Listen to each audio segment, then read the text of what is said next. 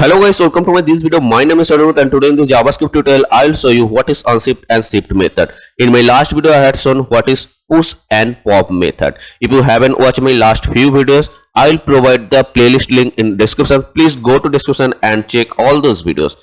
And array push and pop method just opposite of array unshift and shift method. So here I will show you first of all array and shift method, and I will go to the HTML file. I will show you the syntax and the purpose of use.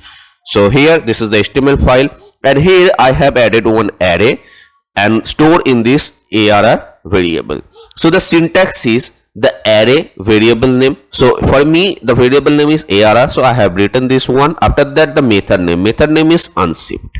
Okay, this is the syntax. And what this method does, so here I have the array, this one. So if you want to add one extra more value beginning of this array, so then we use unshift method. So arr.unshift, and I have written 0. That means this array starting from 1, right? After that 2 3 4, so before 1 it will add one more value which is 0. Let's see in the output. You can see here 0 1 2 3 4. Now if you want to add the multiple values, you can do that. So here I will write comma, and suppose if I write 1, now you can guess the output and you can write in the comment section. So output will be 0 1, then again 1 2 3 4. So let's see in the output. See 0 1, then again 1 2 3 4. Hope you have understood this one. Now I will show you what is array shift method. So for showing array shift method, I will go to the HTML file again, and here you can see I have written the syntax of array shift method.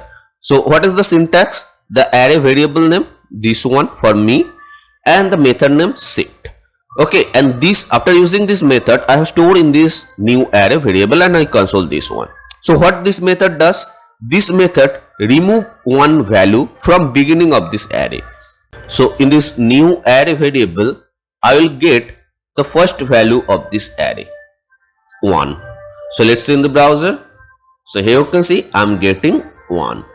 Now so here 1 is removed from this array. That means in this ARR variable what will be the output if I console? So let's see, and you can guess. So I will write console.log and this ARR variable.